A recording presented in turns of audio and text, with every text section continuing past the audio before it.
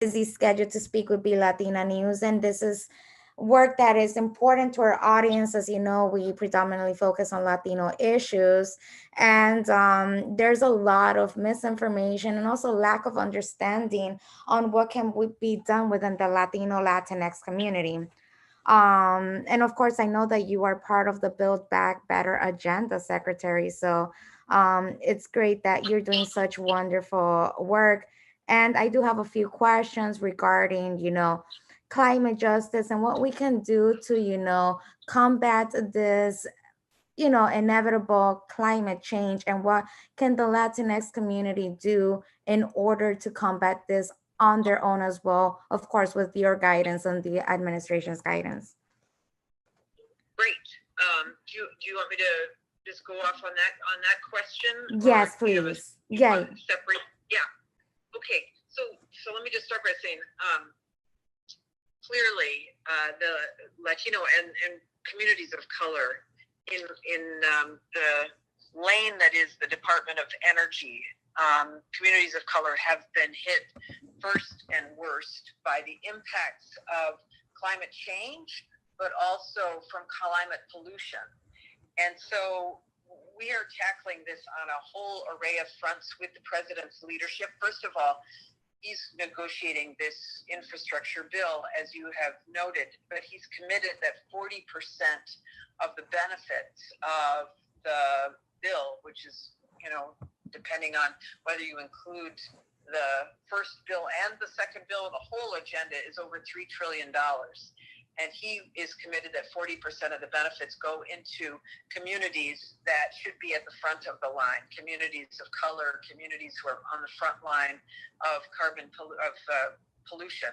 And so that's very exciting, which means that we've got to have a lot of strategies to ensure that communities of color really benefit. So first and foremost is really there's very disproportionate health benefits. So, researchers have found that air pollution, for example, that's disproportionately caused by white Americans' consumption of goods and services, but it is disproportionately inhaled by Black and Latino Americans. Latinos, on average, breathe 63% more of the pollution that leads to heart and breathing deaths than they make. So that's a terrible outcome, and we want to address that by reducing carbon pollution, obviously, and really focusing the benefits of job creation for clean energy in those communities. So that's number one. Number two, this whole agenda, this Build Back Better agenda, where 40% of the benefits go to communities of color. Well, one of the ways that the Latino community, for example, can benefit, which you're probably already aware of because these checks already went out, is the extending this child tax credit, which provides right now 39 million households, 65 million children overall, with this $8,000 tax credit taken monthly. And that monthly allotment for kids who are 7 and under is $300 a month. And for kids who are over 7, it's $250 a month. So for families, that is just a huge lifeline, no matter what community you're in. But for people for single mothers maybe, who earned $75,000 a year or less, that's just a huge benefit that the president is pushing for, and an example of how he wants to build back better. And then in my world, again, in this clean energy realm, it's all about directing investments for these clean energy jobs into communities that have been hurt the most. And so, for example, building the solar panels or the wind turbines, or installing them, or doing the logistics associated with installing solar farms, or making sure that we take advantage of the expertise, often in Latino community, of the construction and building trades, to be able to build the products and install them across the country, is going to be a huge jobs benefit. There was a study out this morning that said that this bipartisan infrastructure plan would create nearly 500,000 manufacturing jobs, and 2 million jobs per year on average beyond manufacturing. So it's a huge economic benefit as well. So there's all sorts of good things from what the president is negotiating. And that is wonderful, Secretary. And and going in a little bit deeper, and I guess just on the lower end of your realm, if we were to advise the Latinos and the Black community what they can do while they wait for all of these amazing advancements to occur, what can they do in their everyday lives to also kind of secure their health and not have them inhale all of these toxins, or what can they do in order for them to work on cleaner energy on their own? Because I know that the Latino community constantly cooks with the oils, the very harmful oils, and enclosed areas, because usually, as you know, the Latinos, they tend to live in smaller households, which are not as safe. So what can they do in their everyday lives while they wait for all of this to occur? And I'd say two things that are important. One is making sure that they have the opportunity to weatherize their home, for example, and electrify their home. Meaning that if you cook on an electric stove, you're going to save money because it's less expensive than cooking with gas.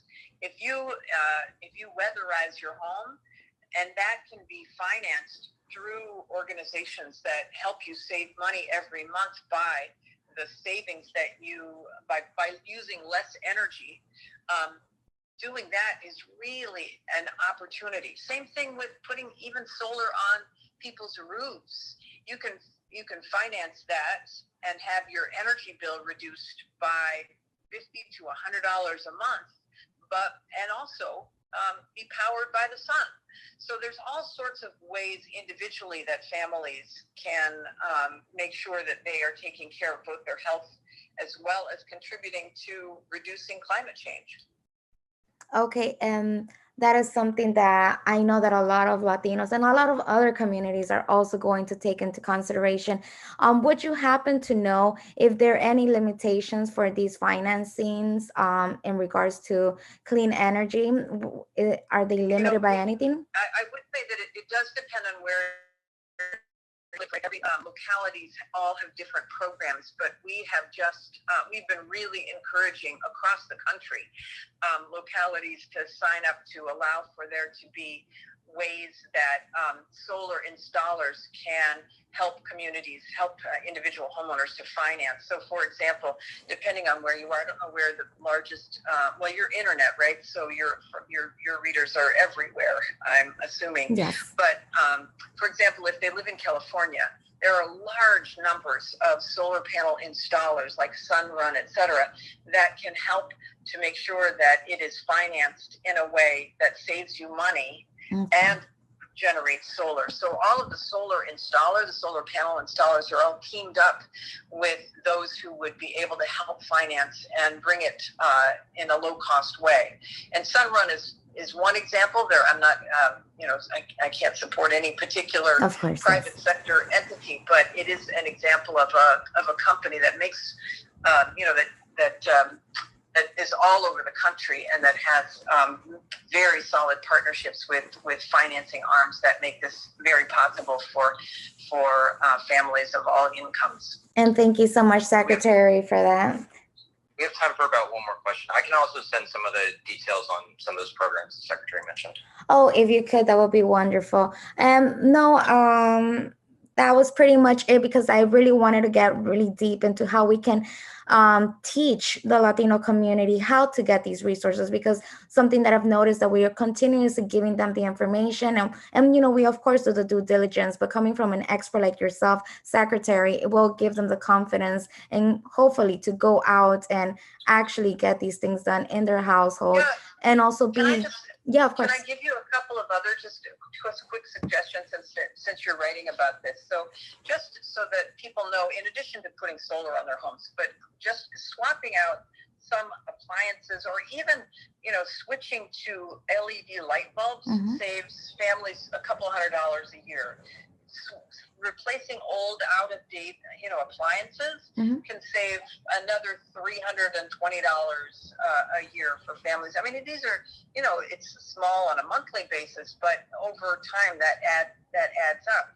And I would say that, Latinos, in neighborhoods where African Americans and Latinos make up about 50% of the population, they've got much less rooftop solar than white majority neighborhoods. And we want to correct that. We want to change that imbalance. So I appreciate you said the fact that you're looking for solutions for individuals and families.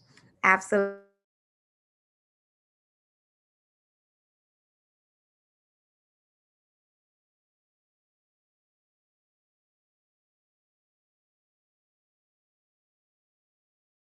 And again, thank you so much. Thanks so much.